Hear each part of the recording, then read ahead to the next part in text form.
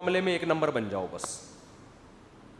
پیسوں کے معاملے میں بولتے کیوں نہیں, ایک نمبر بن جاؤ. لچڑپن جو ہے نا چھوڑ دو, لچڑپن چھوڑ. لچڑپن ہوتا ہے کوئی پیسہ لے لینا, اس سے نکلوانا کسی کے باپ میں طاقت نہیں ہے, چاہے وہ 4 مہینے لگا کے آیا ہوا ہو, چاہے وہ بزرگوں کی خانقاہوں کا منجھا ہوا ہو, حج کر کے آیا ہو, کمبخت پیسے نہیں دے گا آپ کے واپس. لیتے ہوئے ایسا بنے گا جیسے مر رہا ہے, یہ قحط سے مر جائے گا تھوڑی دیر میں. مانگتے ہوئے ایسا ہوگا, ایسی اس کی حالت ہوگی, آپ کہو گے تو مجھے بھی کھا جا, ٹھیک ہے نا. ایسا لچڑپن دکھائے گا. اور لینے کے بعد پہلے بڑے سنہری باغ دکھائے گا, ابے بھائی میرے لیے کوئی مسئلہ نہیں, 4-5 لاکھ تو کوئی میرے لیے مسئلہ ہی نہیں, جب چاہو گے دے دوں. نہیں دے گا, دے گا نہیں, یہ بتا دوں آپ. وہ حاجی ہو سکتا ہے, وہ عمرہ کرنے جائے گا, وہ تہجد گزار ہوگا, وہ 27ویں رات پہ رو رو کے کارپٹ کو اتنا بھگو دے گا کہ اب کارپٹ دھونے کی ضرورت نہیں ہے, اتنا روئے گا 27ویں رات کو. مگر اس کمبخت کے ذمے جو پیسے ہیں نا وہ یہ نہیں دے گا, وہ ٹہلائے گا. پیسوں کے معاملے میں ایسے بن جاؤ کہ جس کے پیسے آپ نے دینے ہیں نا اس سے زیادہ آپ کو دینے کی ٹینشن ہو. یہاں بھی میں تعریف کے لیے نہیں کہہ رہا, اللہ کی قسم میری تعریف کے مقصد نہیں, صرف بتانے کے لیے کہ تاکہ سیکھ لیں. جتنے راشن دکانوں سے آتے ہیں نا ہمارے یہاں, مالک مکان کو میں کرایہ دیتا ہوں, آپ ذرا ان مالک مکانوں سے جا کے پوچھیں مفتی صاحب کا رویہ کیا ہے.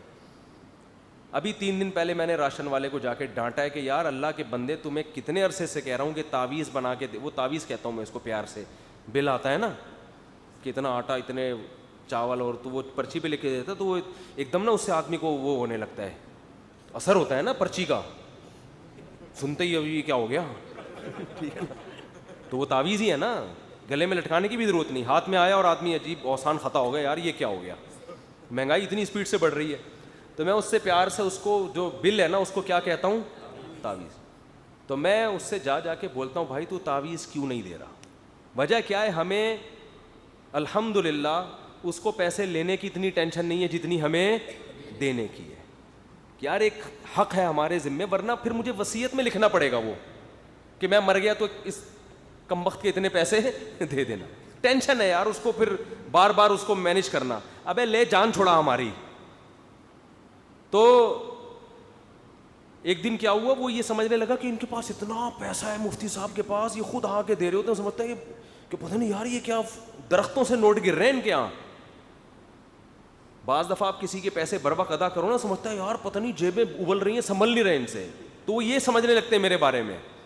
تو یہ مطلب نہیں ہوتا بھائی کہ پیسے ابل رہے ہیں, مطلب یہ ہوتا ہے کہ آپ کو لینے کی اتنی ٹینشن نہیں ہے جتنی ہمیں پیسے. یہ چیز ہمیں ہمارے شیخ نے سکھائی ہے حضرت. یہ اللہ کا شکر ہے, میرے والد صاحب کی بھی یہی کیفیت تھی الحمدللہ. وہ بھی زندگی بھر پیسوں کے معاملے میں نا وہ کبھی نہیں رکھتے تھے ایک پیسہ بھی, 2 بھائی جان چھڑاؤ.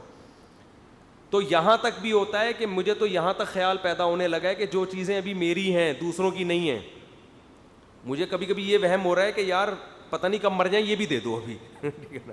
تو مجھے 1-2 دوستوں نے روکا ہوا ہے, بس کر بھائی, یعنی میرا دل یہ بھی کرتا ہے کہ یار یہ دے دینا. ایک مجھے خیال ہوا کہ میں زیادہ پھر پرسنل ذاتی باتیں زیادہ مناسب نہیں ہے نا, پھر گھر والے بھی سن لیں گے, بولیں گے اچھا لاؤ دیکھو جو کہہ رہے تھے نا لاؤ. خیال یہ ہوتا ہے ہلکے پھلکے رہو یار.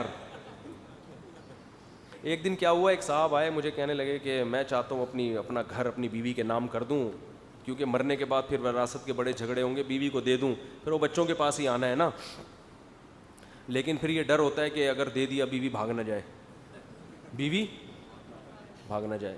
میں نے کہا یہ تو بعض کیسز ایسے بھی آئے ہیں, بیوی کا پراپرٹی کی اس کی نیت ہی بدل گئی بعد میں, تو یہ خطرہ تو ہے. لیکن میں نے کہا ویسے ایک مشورہ پتہ ہے کیا ہے, دے دو, بھاگ جائے تو بھاگ جائے. میں نے کہا دے دو, بھاگ جائے تو بھاگ جائے.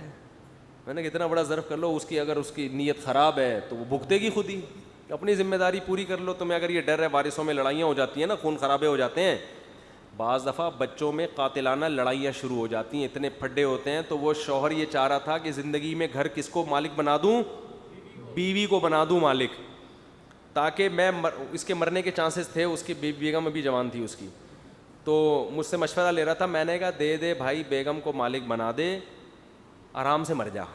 ٹھیک ہے نا, بچوں میں کیونکہ ماں کے پاس ہوں گے تو بچے ہی استعمال کریں گے نا, پھر ماں کے مرنے کے بعد بچوں کے پاس ہی آنا, اس وقت تک بچے بڑے ہو جائیں گے, کوئی مسئلہ اتنا نہیں ہوگا. تو پھر مجھے کہنے لگا یار ایک خطرہ ہے کہ وہ کہیں بھاگنے جائے. تو ایک دم میں نے کہا ہاں بھائی یہ خطرہ تو ہے, لیکن 10 منٹ میں نے سوچنے کے بعد میں نے کہا بھاگ جائے تو بھاگ جائے یار, کیا کرے, ابھی تو ویسے ہی بوڑھا ہو گیا ہے. ٹھیک ہے نا, کیونکہ آ جانا بوریا بستر لے کے مسجد میں, یعنی کرنا کیا ہے تو نے اس مکان کا, مطلب میرا بیوی کو بھگانے کی نیت نہیں تھی, میرا مقصد یہ تھا ان اینٹوں سے تو نے اتنا دل کیوں لگایا ہے, جب تو مرنے والا ہے تو چھوڑ یار, بیوی سے جو فائدے تو نے اٹھانے تھے وہ اٹھا لیے. بڑھاپے میں بے وفا عورت تو ویسے بھی کسی کام کی نہیں ہوتی نا, وہ نہیں بھی بھاگی تو کیا خدمت کرے گی, تو چل چھوڑ, دل بڑا کر لے, لڑائیوں سے تو بچ جائیں گے. یہ بھی ایک پیکیج ہے, لیکن یہ بہت سوچ سمجھ کے, اس کے لیے دل گردہ تھوڑا ضرورت سے زیادہ بڑا ہوگا تو پھر اس پیکیج پر عمل کریں, ورنہ نارمل لوگوں کے لیے یہ پیکیج نہیں. یہ ان لوگوں کے لیے جو دنیا کو بہت زیادہ مسافر خانہ سمجھتے ہیں, جو یہ سمجھتے ہیں بیوی اگر مکان لے کے بھاگ بھی گئی تو کوئی بات نہیں, بچوں کو بھی ملے گا نا, وہ قیامت کے دن خود بھگتتی رہے گی اللہ سے, ہماری ذمہ داری پوری, ہم ہلکے پھلکے الفلاحیہ مسجد میں بستر ڈال کے سو جائیں گے. مدنی مسجد زندہ باد, سہروزہ 4 اتنے پیسے رکھ لو کہ 4 مہینے لگا سکو, ہنسی خوشی زندگی گزاریں گے اور کیا. لیکن یہ تھوڑا زیادہ ہیوی ڈوز ہو گئی ہے, اس کے لیے بہت زیادہ دل گردہ بڑا ہونا چاہیے. لیکن بعض لوگوں کا ہوتا ہے ایسا, اتنا بڑا بھی ہوتا ہے کہ بھاگ بھی جائے تو کوئی ٹینشن کی بات نہیں ہے, کوئی بات نہیں, انہی کے لیے بنایا تھا ہم نے.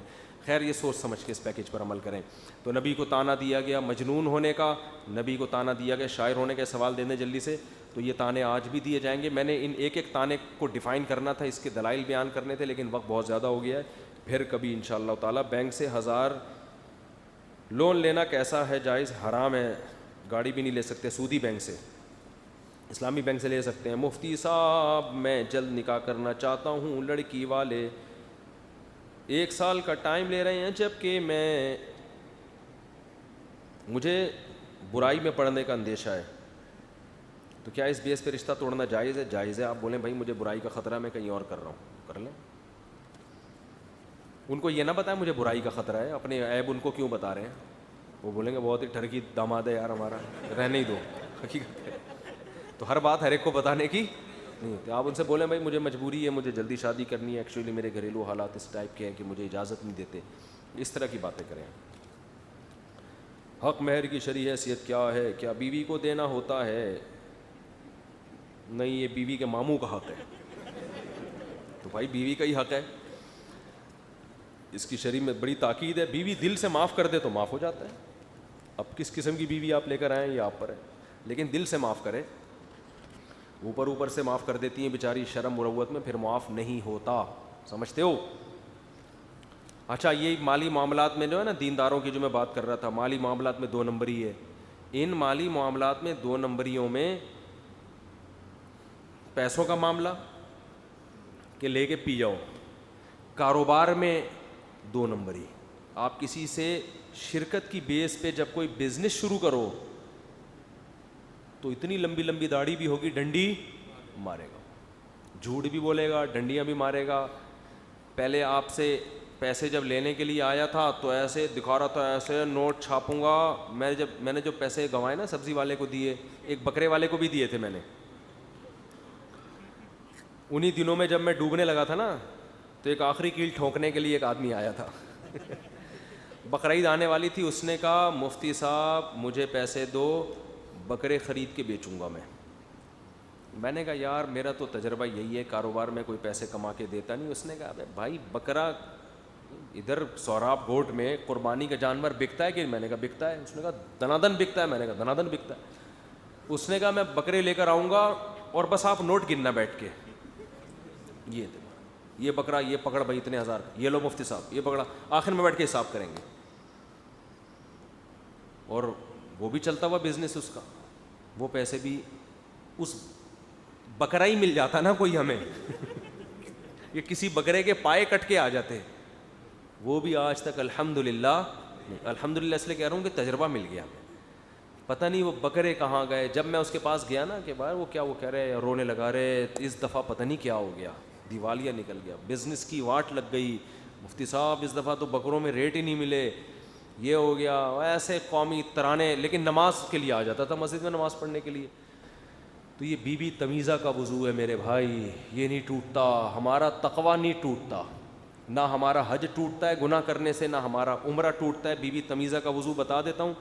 ایک بی بی تمیزہ گاؤں میں نماز نہیں پڑھتی تھی. امام صاحب نے کہا بھائی تو نماز پڑھا کر. اس نے کہا وضو کرنا نہیں آتا تو کیسے پڑھوں؟ امام صاحب نے اس کو وضو کرایا، پورا وضو کرایا، نماز پڑھائی.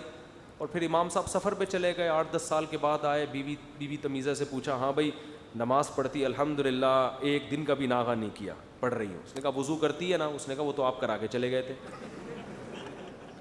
تو یہ بی بی تمیزہ کا وضو ایسا وضو تھا کہ اس کے 6 بچے ہو گئے مگر اس کا وضو اب تک نہیں ٹوٹا. تو ہمارے حضرت فرمایا کرتے تھے آج مسلمان کا ایمان اتنا مضبوط ہے، اتنا مضبوط ہے کہ یہ حرام کھاتا رہے، مہر پی جائے، بہنوں کی وراثت کھا جائے، کاروبار میں 2 نمبری کرے، گاڑیاں غلط پارک کرے، لوگوں کو تکلیف میں ڈالے، یتیم کا مال کھائے، جھوٹ بول بول کے مال بیچے، اس کا تقویٰ نہیں ٹوٹتا. یہ بی بی تمیزہ کے وضو سے زیادہ پاورفل تقویٰ ہے اس کا.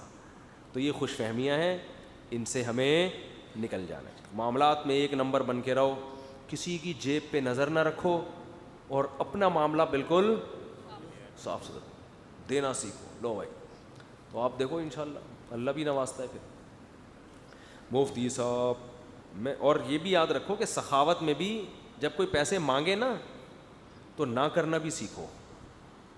سمجھ رہے؟ یا تو دل اتنا بڑا کرو کہ اگر اس نے نہیں دیے تو برداشت کر لو گے.